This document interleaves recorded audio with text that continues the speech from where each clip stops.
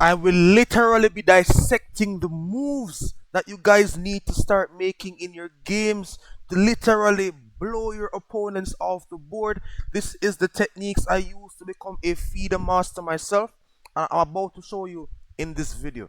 Now, with that being said, in this game, we're just going to take a big look at this position, and we're going to be looking on basically the advantages that white has. If you look to the right side of the screen, you'll realize here that white has a huge advantage after this move, pawn to a4.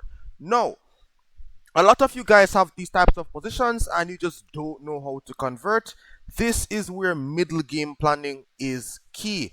Now, the first thing that you guys are going to write down: how can I come to class without my pen and paper? Yes, we need to stop our opponent's plans. Let's get this down.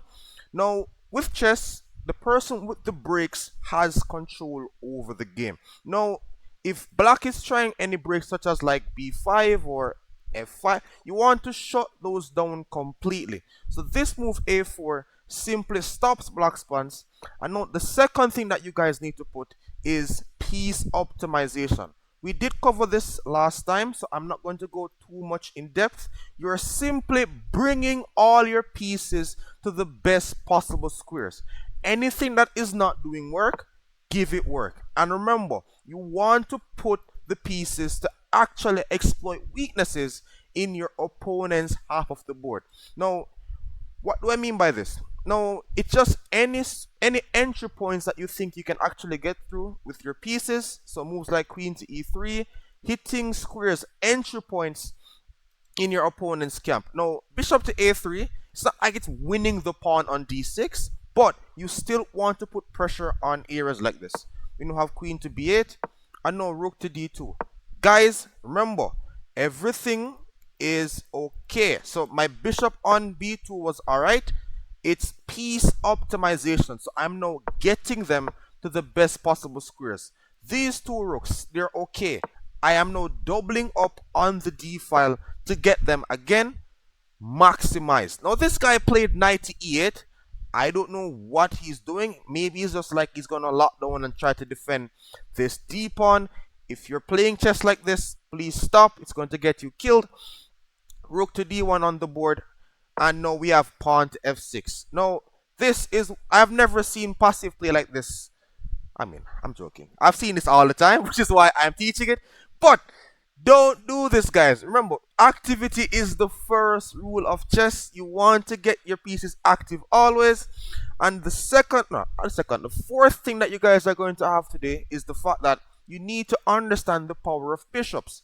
Now, you would have heard before that don't give up your bishops too early on in the game because you're like blundering the bishop here. But why? Why must I not give up my bishop?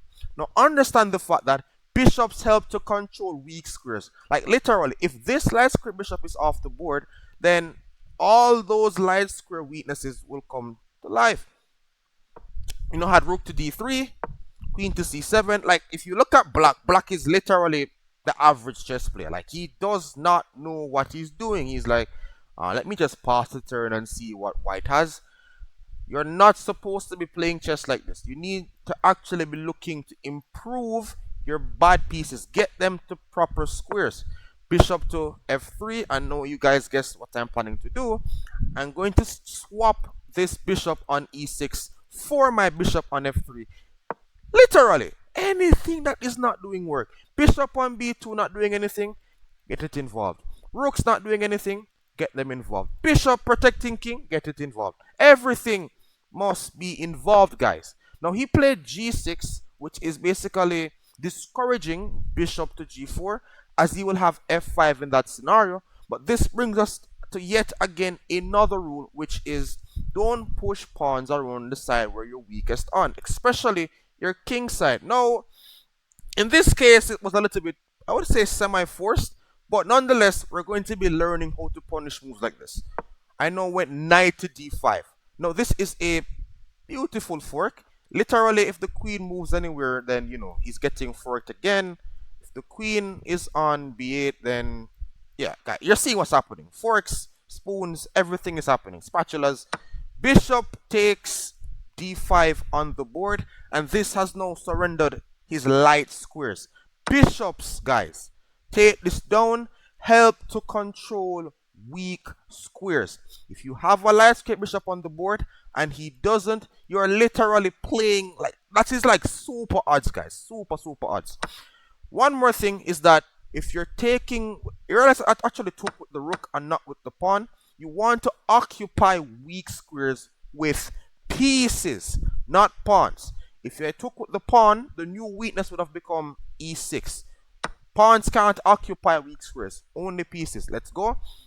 Rook takes d5 and now king to f7. Oh my god, this even looks more terrible when I'm commentating it. Now, if his light squares are weak and you literally see him use his king to try to defend those squares, like, long story short, you know that this game ended terribly. Now, again, look to the right side of our screen. We're going to see that it's already getting to +3. And now bishop to g4. Piece optimization. I cannot stress this enough. Everything must be doing work, guys. If you're, okay, the queen is still terrible, but if you're playing a chess game and you're like, wait, why can't I find anything to do? It means you have pieces like this, like extremely terrible. Get the pieces out. Whether you have to sacrifice a pawn or so, get pieces out. Activity is key.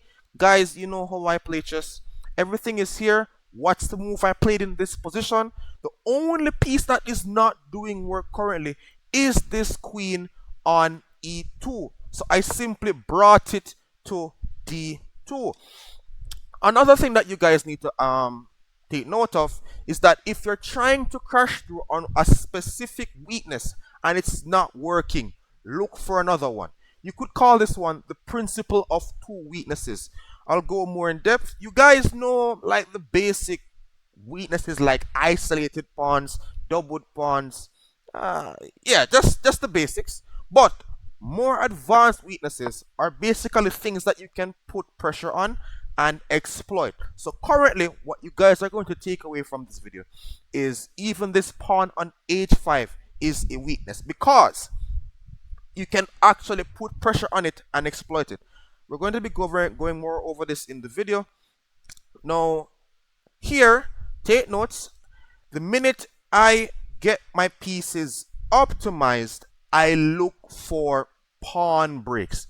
Pawn breaks pave the way for your pieces. I'm looking for moves like c5, f4, anything that is breaking the position open automatically becomes a candidate move once your pieces are optimized. Pawn breaks expose bad placed pieces. Now here he played b6. I'm assuming that he was trying to stop this move pawn to c5 or discourage it. Oh my god. Stockfish is so brutal that they still want pawn to c5 in some lines. But guys, see, it's even helping with like your candidate moves, or like, you know, how to basically think in the middle game. Now, b6 on the board, and now this move f4. Like, guys, if you're playing chess and you're not seeing a pawn break at this level, like, you need to start implementing this immediately. This is literally ABC stuffs. Do this. f4 on the board, breaking open the position, and most importantly, we're preparing this move pawn to f5. And now the highlighted weakness on f5, even g6, because we're able to put pressure and exploit this, it is literally going to lead to black's death. Now a5, I don't know what black is saying that he's planning to do. He's just waiting to see how white is planning to convert this. We simply brought our queen. Again, queen is not bad on e3. I try my best for the 100th time in this video to get it to the best possible square. Piece optimization. Now, bishop to f8, and now we have this move pawn takes g6, king takes g6, and queen to f3. Now, we're going to take a pause in this area, and I want you to look what happens when your opponent is lacking a bishop. Like, he's literally weak on all the light squares. A certain color complex is just way too bad when it comes on to losing certain bishops, which is why you don't want to do this unless, again, like, the pawn structure is completely defined and you have the right one. Now, queen to h7, protecting the pawn on h5. Yes, I was threatening queen takes h5 as well. No, guys, you don't even have to worry about how you're converting and whatever, whatnot.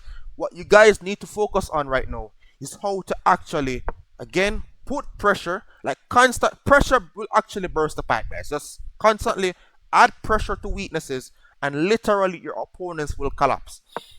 King to g7. I was literally threatening like some queen f5 stuff. Like there's a lot of things that will happen. So he played king to g7 and practice patience. A lot of persons try to cash in way too early. Guys, he's passive. He is if you believe that the position is worth a pawn, then you can cash in. If you believe it's worth more, squeeze the life out of the position. Now, h4 is simply putting black in a lot of problems, and literally it's not sure, or it's not obvious how black is planning to activate all of his passive pieces. He tried knight to c7 in the game. Now, this was a decent try. He is trying to get like his knight to d4, but at the cost of a pawn. Now, we could also dive in a little bit of conversion today, but not going to go too in depth. Now, here I played this move, rook takes d6. Now, let's get more into detail where it comes on to sacrifices. Now, I used to be one of those guys that just like sack pieces carelessly, and by the time I find out that the attack isn't working, guys, I'm telling you, it's already done. I have no pieces left. Now, when I became more of like a principled player though, I found out when and when not to sacrifice pieces. Now, if you're sacrificing pieces, ensure that your remaining pieces on the board are more powerful than what your opponent has. Like, literally, it's like basically what's in the game. If you have pieces on the board that are not doing work, they basically don't exist. Like this, it's a rook. If it doesn't swing into the game, it's just there, guys.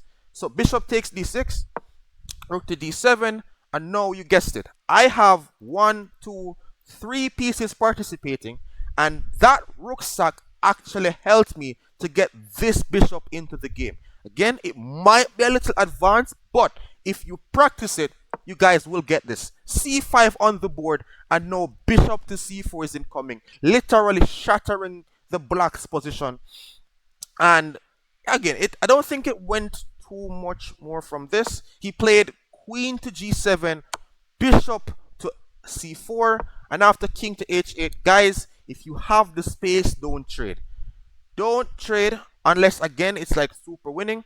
You want to keep as much pressure on all the weaknesses as possible when playing. So here, I'm not looking to backtrack my pieces. I simply played queen to f5, and this is again hitting all the weaknesses on that side of the board, which is putting constant pressure. He then went rook to e8. I was threatening bishop takes e5. He simply defended that. You guys know how to convert. Like, you just look for your forcing moves. I could have played bishop takes c7 with the idea of winning the rook. A lot of things are possible. I played queen takes h5, and after queen to h7, then this move, bishop takes e5. I want you to actually take note of the fact that every move in which I'm playing is actually coming with a threat. Bishop takes g7 is lights. Now, yes, guys, again, for converting, it's a mate in 3. Look for your forcing moves. You have bishop takes g7, king takes, and here that was game. Now, please to implement some of these rules in your games as much as you can, and subscribe for more videos like this. See you again another time.